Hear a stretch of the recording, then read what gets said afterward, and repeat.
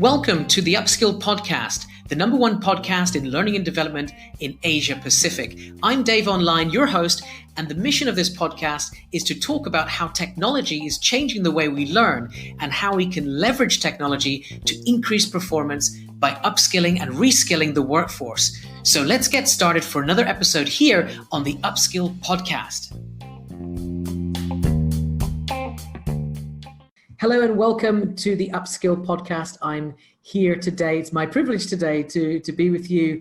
Christian, hello, nice to meet you. Welcome to the Upskill podcast.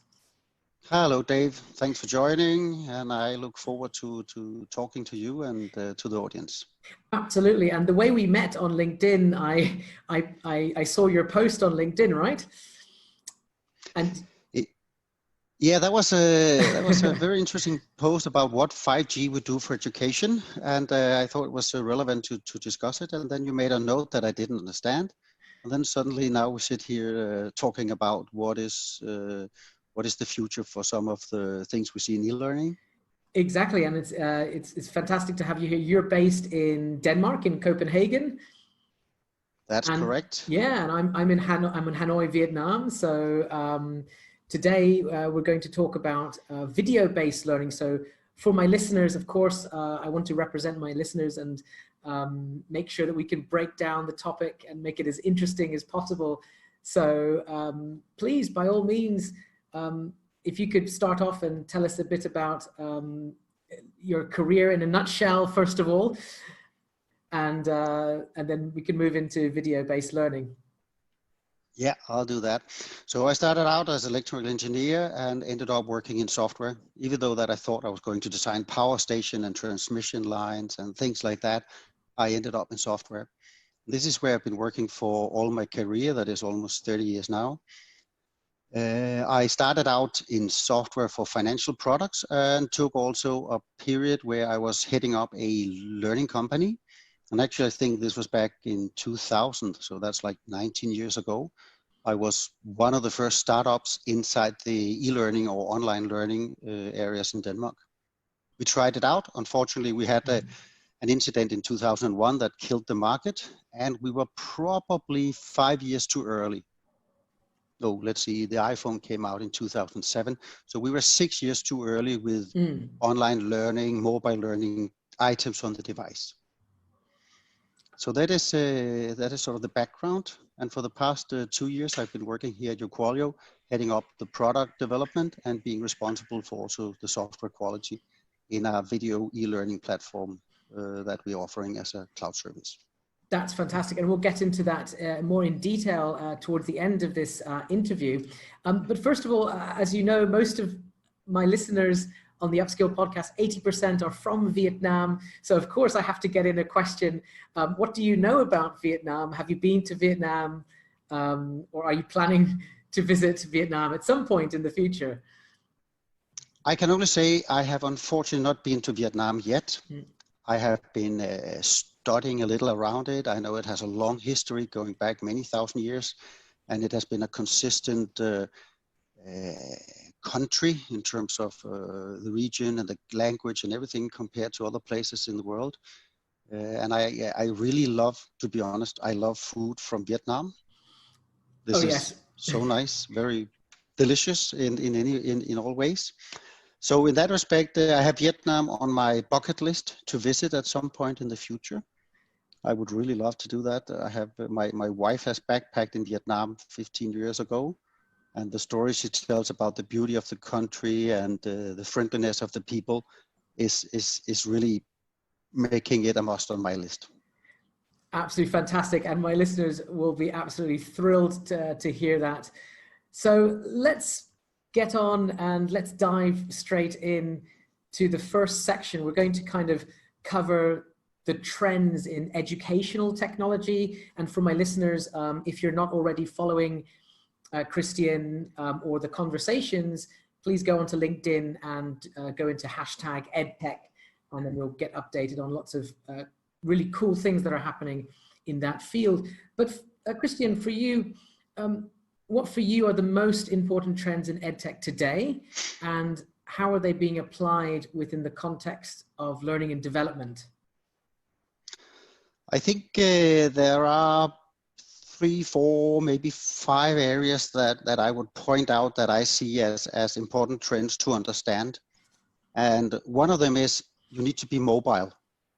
All learning that you try to give or distribute has to be available when the people they need it or when they have time to do it. And that is fine sometimes sitting in front of your computer at home or in the office, but many other times you are on the move and you need to be able to access it or to continue where you left on a mobile device. So training that is not readily available mobile as well will be less important for most people and organizations. So mobile is, I would say, one of the most important trends. This also fits well into the one that I called on demand, because I see, and I don't know if that's just us in our area, we see that there's a tendency to move away from the traditional, I do a plan for what you need to do, and then you follow it, and then we find out you need to learn this later, to say, I need this now or very soon. So people should be able to pull in the learning material from whatever their company or whatever source they can find to help them do their job or make their skills better. Absolutely. Yeah. So I think the on-demand is also pushing towards that. I, as an individual, even if it's private and not in relation to a job position or anything, I need to be able to, on demand, find the training I need either for now or later.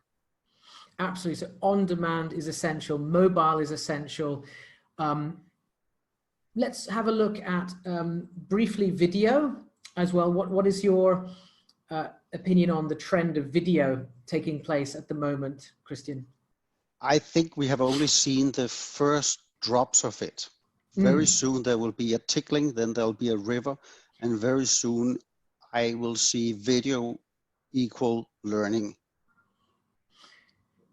I find it hard to believe that in 1 or even, maybe 1 or 2 years from now, that you would be able to deliver any type of e-learning without video.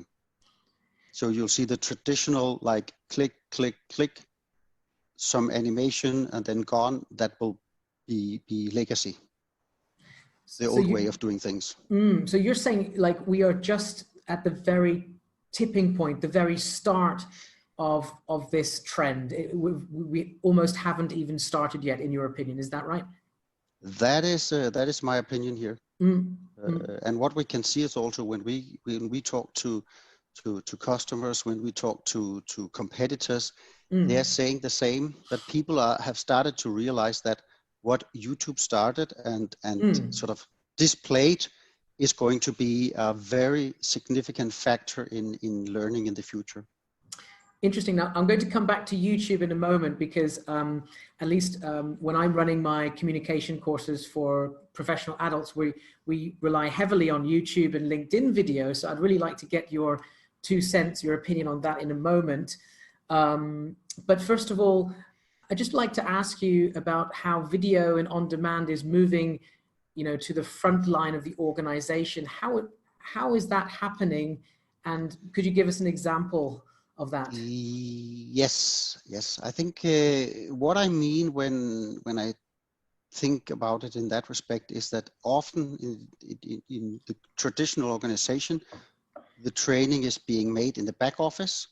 It is being pushed out through the organization levels, and then finally it hits the front office person or the person actually facing the customers or the problems. And what we will see, or at least the trend that we see, is that it's turning around, because the people with the most knowledge are not the people designing a comprehensive training package or program in the back office, but it's the people who are sitting out there dealing with the products, dealing with the customers every day, and they also have the knowledge. And when you then liberate them from, how can you say, the red tape of the organization, bureaucracy, bureaucracy, that's a very good way of saying it, then suddenly you have some people out there with the knowledge, with the ability to tell how things should be done, who can record a video, add a few check questions, and distribute it out in the organization, either directly to people they know have the same problem, or to people who could benefit from it. Or publish it on the internal learning channel for product XYZ, to take an example. That's very interesting. You mentioned we are now, the back office is now separated. Currently in many organizational environments, it's very much separated. So the learning is created and an enormous amount of resources goes into creating it for a specific purpose, and then it gets pushed to the front office. But you're saying now that that's now the opposite. It's now bottom up. I think so. Yeah. I think so. Because especially, again, if we go back to video, it's very easy to take your cell phone or your mobile phone, and most people will have a video camera there. So they would be able to, you know, record a video, voice over, and then share it. And that's basically what you can do. Right. If I can just mention a few things at the end, and that is, even though that you can call the things we talked about the learning tools or the learning enablers or trends, we should not forget that technology and how that works also impacts a lot on what will happen in the training area in the future. And if I can just come up with a few buzzwords, it would be AI, artificial intelligence, intelligence, ML, machine learning, and then 5G on the mobile access. Excellent. So that's, I really want to focus in on that, because artificial intelligence is, you know, everybody's hearing about it all over the place. Even the average person on the street is hearing about artificial intelligence. And I'd like to go back to YouTube and how, you know, I've spent so much time consuming content on YouTube. And, you know, on YouTube, you get these recommended videos. It kind of learns your behavior and kind of gives you more of what you want. Is that artificial intelligence? Is that how we can understand how it works in a learning environment? Yes, that's a very good picture. It's an analogy that shows how it could also work in your learning environment. Because instead of watching music videos of a certain type and it will automatically suggest something, then using or applying artificial intelligence in a learning environment could say, okay, you have now taken these 3-4 courses. We have accessed your work records from a project system, whatever, and we can see that you have booked hours or booked tickets against a certain product. And that means that you would probably need this type of training either now or very soon. So in this way, you can apply some of these machine learning rules and approximations to say, based on what I know, based on what I can see from other systems, you will probably need this now or very soon.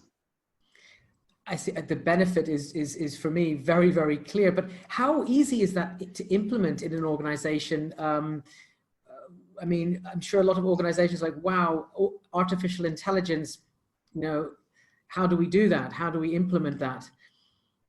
To be honest, I would not know the answer to that, because it's very depending on the organization, the amount of data you have available, and also if you already have a system or you have a technology in-house that supports the AI or ML implementation.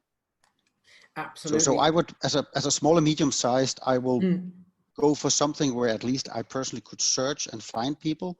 And if the system had something built in, I would hook up my CRM system or my invoicing system to sort of get this information out. So it would be, I would look for a vendor who already had a track record in this. So I cannot be more specific there because I don't have the concrete knowledge. So of course it's case by case basis, and companies need to be aware of where they currently stand in their. Yeah. I think if you're an organization having many people in the service area or support area, I think it could be very beneficial to do something like this, because then you would be able to let the AI engine hook up on the initial trends and with some probability forecast, what do I now need to train my people for? Right. Fantastic. Fantastic. And just before we move on to the next section, 5G, now you posted on LinkedIn an article recently, 5G for education is finally here. What kind of impact is that really going to have on, a video-based learning and on the organization as a whole moving forward over the next couple of years? It's got to be huge. That's the short answer to that. And the reason is, again, here we have a technology that is as such well known because we've been having had mobile phones and mobile data for a long time. But what 5G does, especially in the area of education and video, is that it gives you bandwidth almost everywhere you need it. You get lower latency. That means you have to wait less or fewer times to get the content you need. With a static web page, you don't care too much because you download the page and you have it on your phone and you don't really need high data rates or low latency. But when you do video, there's only so much data your device can sort of load up front. And if you're cut off, it will freeze. I think any listener to this program will know how that works on YouTube if suddenly you lose connection. Absolutely, absolutely. But how can we see that in an organizational environment? 5G helping with, the distribution of courses, trainings, you name it, employees being out in the field. How do we see that? But that's exactly where they will go and benefit, because suddenly you don't need to have people pulled to the course room, go through the stuff. Maybe they don't need half of it and they've forgotten at least 2/3 of it when they really need it. So what you can do now is to use the breaks. Any job you have, no matter what type of job it is, there are some breaks. And then you could say, okay, what is the next thing I need to look at for the next 10, 15 minutes? And it doesn't matter if you're, in a bus, you're sitting in a cafe, or you're sitting at your desk waiting for the next customer to call you. Absolutely. So I have one of my friends, he works for a German company and he drives 600 miles, do 1 week of product training, and then he drives 600 miles back. My guess is that he could probably have most of this cut down and put into some virtual sessions using video and some online click, do you understand this, etc. Maybe just before he goes and service a customer. Absolutely. Saving time and money, everything. Absolutely. So this is where I think 5G is an enabler that could sort of break down the boundary between learning and doing. And just go into that for the listener, just on behalf of the listener, what is the difference between learning and doing, and how is that boundary breaking down? We just mentioned it, but just one more time. It's very simple, because when you learn, you typically sit in a controlled environment. You may have some on-the-job training, but that's also still a controlled environment where you have a senior colleague who helps you or shows you what to do. So you're sitting in a semi-artificial environment where you do the learning. And then sometimes later you have to go out and do it. And the longer time there is between the learning and the doing, the more you have forgotten. You may want to Google, I think it's called the forgotten curve there's a German psychologist who did that. And you say you lose most of the stuff you learned within a month after you learned it. Absolutely. And that's why face-to-face training is really dying out. Of course, face-to-face training will always have its place in an organization, but indeed, the amount of information that's forgotten after face-to-face training is enormous indeed. And I think a lot of our listeners really understand that. And we want to find the best solution to be able to overcome this. So that's really interesting with technology, of course. Okay, so we're going to take a quick break. We'll be right back for the second section. And we're going to go more into what is video-based learning in just a minute. Be right back with you in a moment.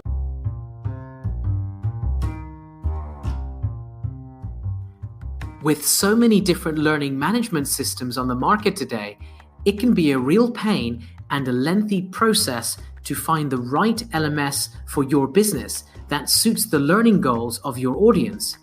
Well, luckily, you're just one step away from trying out an LMS that might just go above and beyond your expectations in delivering powerful learning experiences for the needs of your learners. Get started today with a 7-day free trial and experience how feature-rich, easy, and scalable our LMS is, and whether or not it's the right match to take your people and business to the next level. To start your free 7-day trial, call me on +84 86 989 7761. That's +84 86 989 7761. Or connect with me on LinkedIn by searching for Dave Online for more details and resources, because I help companies create powerful learning experiences by leveraging SaaS and artificial intelligence.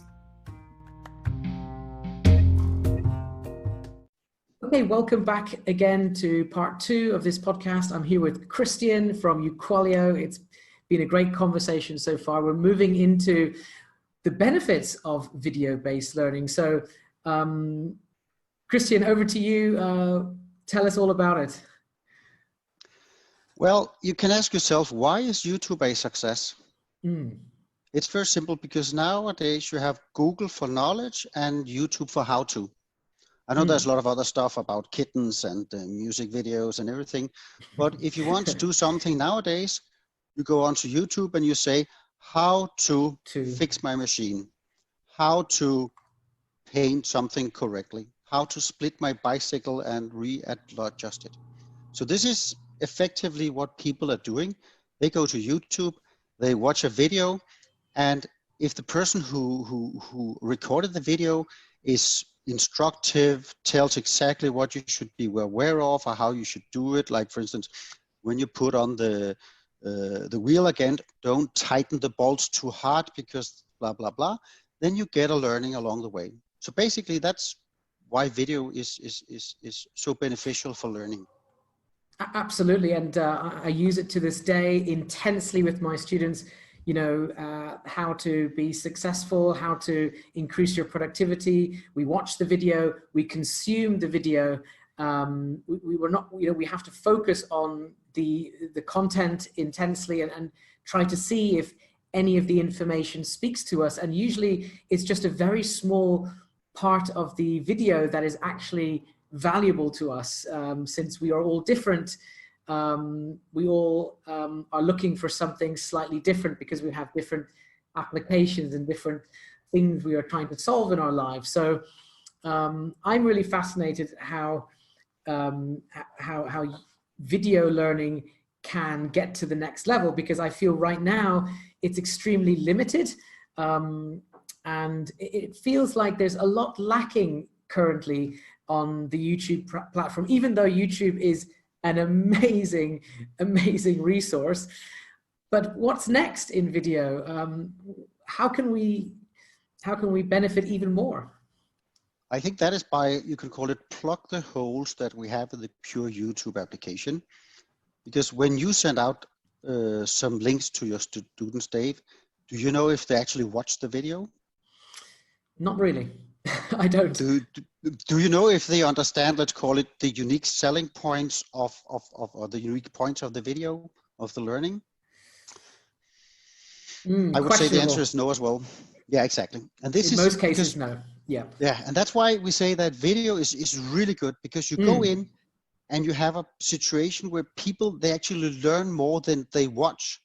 I think it's about 70% of your perceptual information is coming through your eyes and the way that you watch things, you see things, you notice things. So if you process the eye information faster than the listening and the reading skills, then it also gives you a more lasting impression of the learning, or at least the potential impression of the learning. Right. Is that so based, having video, sorry? Is that based on experiential learning? Is that a similar kind of idea that the process, the eyes processing the images on the screen is similar to kind of attaching it to an experiential learning experience? Yes. It's the same psychological effect that you have in your brain as a human being, that you have your sensory input with your eyes giving you, I think it's about 70% if I recall correctly, and then you have maybe 15% from your listening, and then smelling, feeling, etc. at the end. Again, depending on the type of training. So it means that if you can add the video dimension to your learning, and at the same time have some good audio, and at the same time maybe have some key elements on the screen at the same time to say an arrow pointing to this is where you should press stop if the machine suddenly start racing away. This is how it works, and where you get extra benefit when you put in this material in your video. So on one side, you're saying that video content, it's more than we need actually, which is partly, which is partly due to, I guess, having a clear objective, because I think that's one of the biggest problems, at least with my clients, students. There's a lack of clear goal setting and, okay, what outcomes are we looking for? What outcomes do we need? So this is to take an example of my wife, for instance. If you send her a YouTube video or similar, the first thing she does is to say, okay, is there a transcript or a link to a page where I can read the same? Because she reads much faster, not the total text, but she can scan for the stuff she needs. So as you say, I do a 2-minute instruction video, a micro-learning type of video. And to be honest, there are 3 key points that you should take away as a learner. And that's maybe 15 seconds, 10 seconds, and 15 seconds. So that's a total of 40 seconds out of a 3-minute video that are sort of the key points. The first time you see it, it makes sense to sort of see the context, hear the complete story about the learning at hand. But the second time around, you just need to have those 40 seconds of knowledge. And this is where YouTube again fails you, because you can bookmark it, but everyone can bookmark a video, and suddenly you have 25 bookmarks that means something different to 25 people. Whereas the bookmark you need is the one that the instructor or the person who created the video said, these are the 15 seconds you need to know, these are the 10, and these are the 15. So this is, again, one of the gaps in YouTube that makes it less suited for structured learning processes. Absolutely. That's very interesting. That's very interesting. So there is a big, as you say it, you put it, there is a huge hole. There's a big gap. I think my listeners will understand it by a big mind gap. The gap. Yeah. Mind the gap. Yeah. In learning on YouTube, and we still have a long way to go, and we're going to talk more about how the tech can help us. But let's just briefly touch on gamification within the, that's just the last point there on this topic.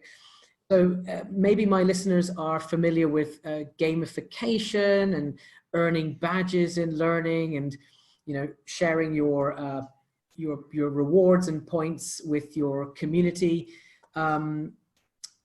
Is it effective? How can we apply this to video-based learning, in your opinion? I think the same principles that you do in different types of games. I could be on the computer, it can be social games. It can also be on the Duolingo app, for instance, the app that teaches you a new language. The fact that you sort of get on a hit list, hey, you're the guy who did most points within the last 2 weeks or something like this, or hey, by the way, if you manage to get another 30%, you will be above a line. These small things can be very effective in gaming and competitions. And we can also see from experience and from research that if you apply to learning, it can move a lot of people up faster. Maybe not to a higher level, but they will reach the required level or their final level in that area much faster if you apply this type of gamification to say, hey Dave, this is Christian. Here on Facebook, you can see that I got the silver badge. I think this is really cool. Then you read it on Facebook and you click on the link and you say, hey, I can do better than silver. You try 2 or 3 times and suddenly you have a gold badge, and you write back to Christian, hey, silver is good, but gold is better. Right. This way you have sort of an internal quest for learning using the gamification effect. So it creates the competition, and hopefully it can motivate and stimulate learners. But is it always in in all applications, and I'm talking about culture, do you think gamification is always a good thing to apply to a learning setting? Not always. It depends, as you say, about the culture, the country, and the tradition, and you always have to respect that. Like, for instance, here in Europe, we have our neighbor country is Germany. And in Germany, they have very strict rules about what you can share internally in a company. So if we were working in the same company, it would not by default be allowed to let me know what your results were in a training program.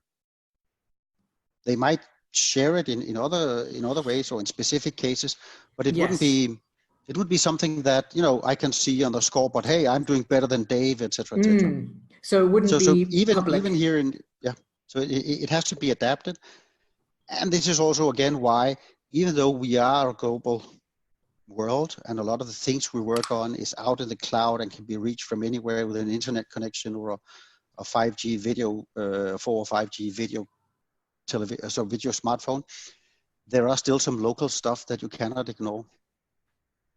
So absolutely, yeah, that's interesting because we were before the interview, we had a quick brief talk about culture and gamification and being in Vietnam. Vietnam, of course, as people are aware, it's still a very much a collectivist society. Everybody should, everyone is in the group together, and differences standing out too much and differences in performance, it doesn't go down too well when people are competing against each other, compared to individualistic cultures where that can maybe be more effective.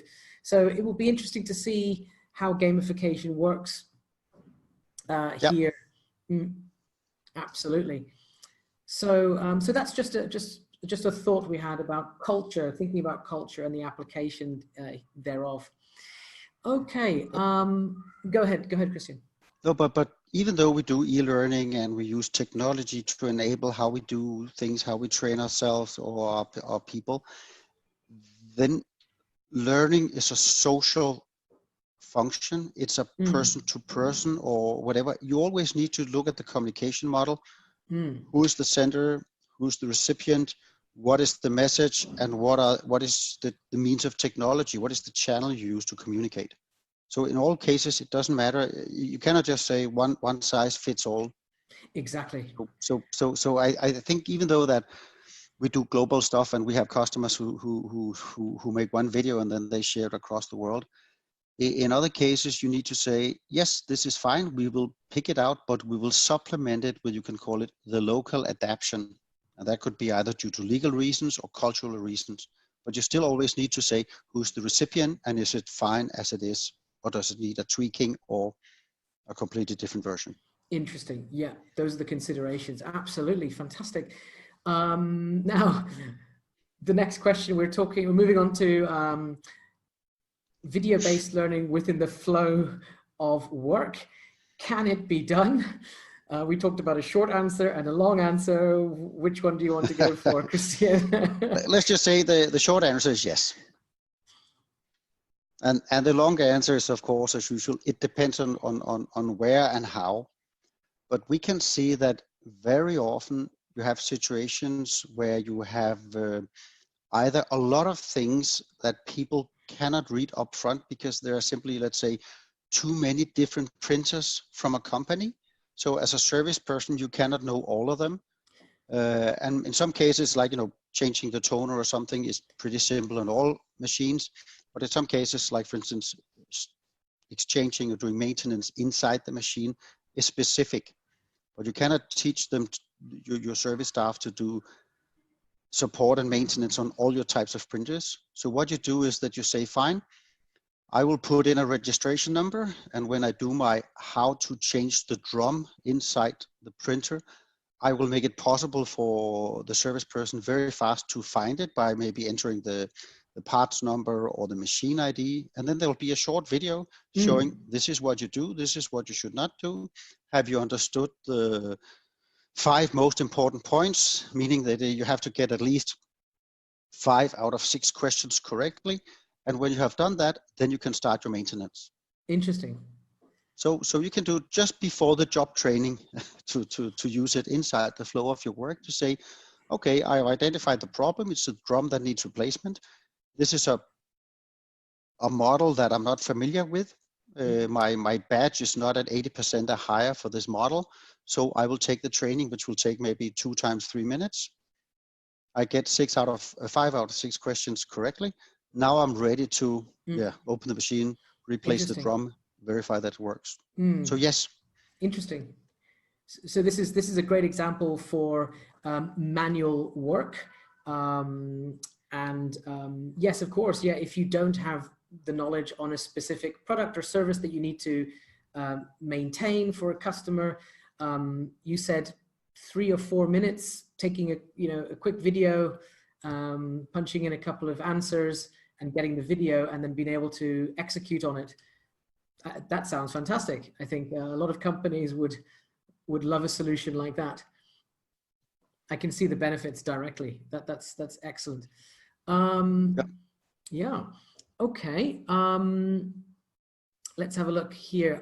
We are going to be back in a moment for the final part, section 3. We're going to talk about e-learning, video and social learning communities of the future. And we're going to then wrap it up in a moment. So we'll be right back, Christian and I, in just a moment.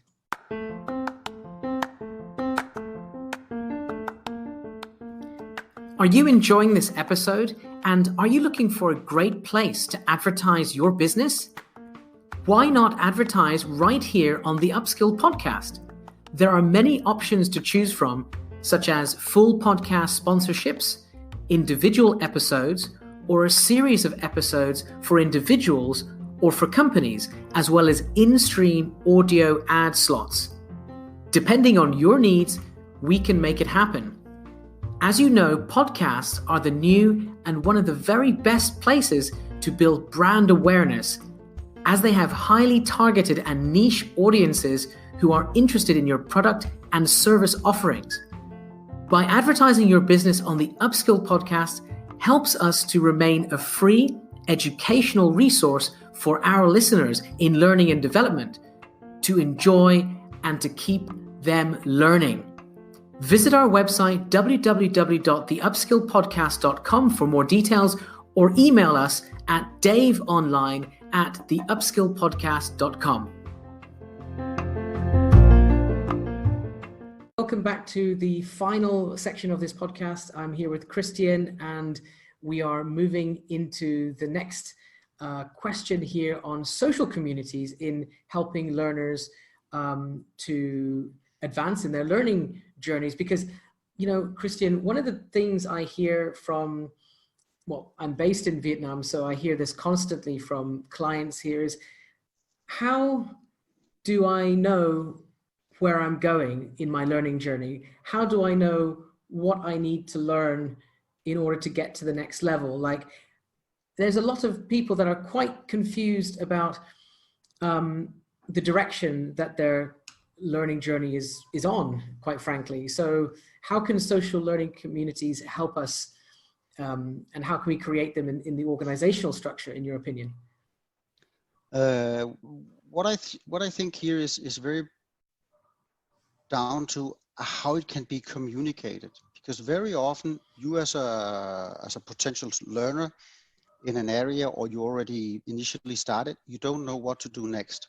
So you need to find maybe someone who could be mentoring you towards the correct direction. And the difference between sort of a mentor and what you read on Facebook or other social media is that the mentor typically has experience, will be knowledgeable about both the topic or the area, and can point you in the right direction. So this is where the social impact of video, you see it partly on the YouTube channels, where people are following a guy or a person who is publishing videos on one topic or the other. And he can also sometimes be a mentoring point. But very often it's a one-way communication from the channel publisher, the YouTuber, to the audience. And this is where it has to be possible for the person who wants to learn to ask questions, to get feedback, to maybe be pointed in the right direction. And this is where video is a good place, because you can quickly create new content, especially if you go for the front office type of training we talked about earlier. And you don't have to go through the hassle of red tape and bureaucracy to get things out. I think that's really interesting. And I think listeners will be very curious as to how that works in a real-time setting. Again, I hear this over and over. Access to information, okay, that's fine. But then finding a mentor who is experienced and that you can not only get in touch with, but you can get that feedback in real time.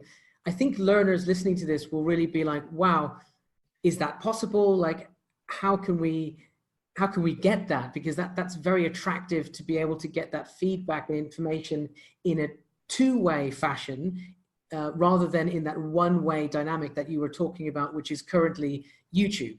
The way YouTube works, you have the YouTuber, and there's in the comment section, and you can ask questions, but when do you get your answer? Or so and that's why one of the things that you don't get directly in YouTube is the ability to write back to the persons who have asked your question.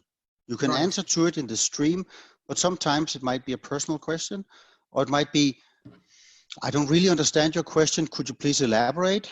But many people, including myself, sometimes don't want to write publicly that, I'm sorry, Dave, but I think this is a good question, but to be honest, I don't understand it. Can you please elaborate a little? Can you explain it a little better to me? Whereas if you do that in a private conversation, then the mentor can say, now I understand it, share the result or point to another resource for you, and at the same time update his own public channel or training channel with, by the way, I got this question the other day. Exactly. And then suddenly you have a process where the noise that you see on YouTube with comments, answering comments, I don't like this, you should have wore something else, why did you make the video so long, blah, blah, blah, is gone. You don't have the clutter or the noise. You only have sort of, I wouldn't call it, well thought out answers with well thought out and easy to follow questions, answers. Yeah. That's very interesting point. So at the moment, the current state of YouTube is all the comment section is just people trying to gain clarity, and also at the same time trying to get their questions in on the topic that they're learning on. And there's all that noise, there's all these comments, as we all know it, and that's fascinating. And at the same time, by the same token, the YouTuber is using the comments to formulate the next video, but that could be a month later, that could be 6 months later. The YouTuber is trying to figure out what his audience needs, but he cannot, or she cannot, provide the learner with exactly what they need right at that moment. It's impossible because it's just one person. So what's the next step? How can we envision, how can we see the next step? Yeah, I would see that as some sort of it could also be AI, as you say, because here you have all the questions coming in. Clearly, if you have 10,000 followers and they follow your training, they take your advice on what links or what books to read or what video trainings to take, then it's a little harder. But you still would be able to say, what are people talking about? What is the trend? And also important, and this is where, again, at least YouTube out of the box does not give you the information. What are the analytic information about your content? Interesting. What parts of what videos are they watching? Because you may have put 3 or 4 videos into a small training program, but which of the videos do they actually watch? Do they answer some of the practice questions inside each training? And when they do the test, is there some sort of trends or statistics that tells you that, oops, I need to explain the background of GDPR better because they don't understand the real context, for instance. So in this way, it's not enough just to have the data out there, to have lots of followers, to produce videos. You also need to evaluate the feedback. And here you need analytics that doesn't come out of the box with YouTube.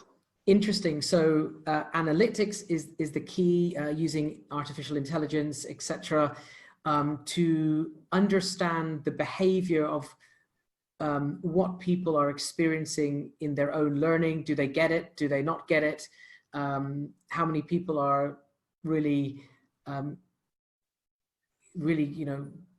getting the biggest value, the value from the learning experience? Yeah. Yeah, or maybe to put it more direct, have I produced some learning material that people are getting? Because you have the responsibility, and very often I think some people on YouTube, they may see themselves on a pedestal as being the God's gift to society, instead of turning around and saying, I can contribute, but I need to evaluate my own products. Is it good? Do people understand it? Do I need to split this 5-7 minute videos down into 2, 3 plus 1 minute, 3, Right. 1, 2, etc. This, I think, something you don't see in the young people. You need to be a little mature and experienced to understand that you have to be self-realistic when you produce your content. And that's why YouTube is also sometimes not very, very good, because you don't get this feedback and you don't get the analytics support to help you. Absolutely. So let's move on to what you're doing at uQualio, and how does the uQualio solution help learners with video-based learning? Yes, thanks a lot. Well, what we do is that we are offering you the ability to post your video content on our platform, create a single course, one or more courses, put them on a channel. And when you do that, you create a video in whatever format you like it, and then we can help you argument your learning by adding questions. So for instance, like in the training part where you practice, you watch the video, you answer a couple of practice questions, you can take the training as many times as you like. And when you answer incorrectly, it is possible for me as an instructor to say, oh, Christian, you did not understand what GDPR stands for. And then I can cue you to those 4 or 5 seconds where this is what GDPR stands for, and then you can answer the multiple choice question below. So in this way, you have people getting the 2, 3, 4 unique points of each short video as one of the steps. And secondly, when we have this, we can put in a test so you can certify people, or they can receive a badge that they either can share or they can put on their wall and say, I know how to service this printer, so I'm okay to send out to this one, meaning that you can use it both in a personal competence development situation, but also as, okay, I have a problem at a customer with this particular printer, who can I send out? So that's what we're doing there. Absolutely. And would you say this solution is suitable for all industries and, product industries, service industries? Are there limitations? I would say so, because as we say, you come up with the video. So if you can video it and cut it into not too long videos to make it easy to consume and use when needed on job training or right in process, as discussed earlier, then we haven't found any industry that cannot benefit from it. The only limitation we have is bandwidth. You need to be in a place where you can watch the video, which is why we welcome 5G being rolled out globally over the next few years. Indeed. Yeah, so 5G is where it's at. Excellent. Just one more, 2 quick things here, Christian, before we have to wrap up for this amazing podcast episode with you. I'm really enjoying it thoroughly. What advice do you have for anyone listening who's in L&D in Vietnam or anywhere else in the world, or someone who's listening in a company right now? What can they do to learn better and faster with video-based learning?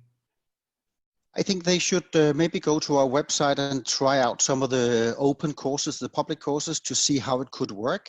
And if they like it there, then that's a starting point. Because it could be that our solution is great for them. It could also be that they say, I like this, but I need it in a different way because my organization is different.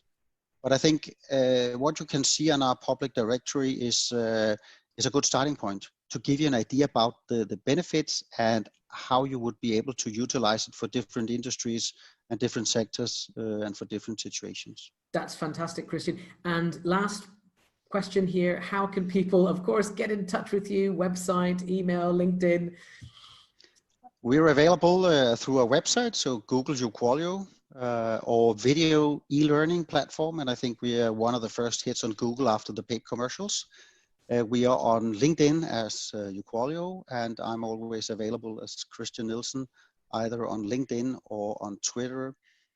And well, basically, or just write an email to support@uQualio.com, and we will definitely get back to you. Excellent, Christian. It was an absolute pleasure to have you on the Upskill podcast. I hope you can come back again at some point in the future to update us on video-based learning. In the meantime, I'll include the links in the show notes. So thank you very much again. Thank you very much, Dave. It has been a pleasure to having been here today and to inform your listeners about some of the trends inside video learning and also how you can utilize it in your daily life, both as a personal individual and as a company. Thank you very much. Thanks so much. Bye-bye.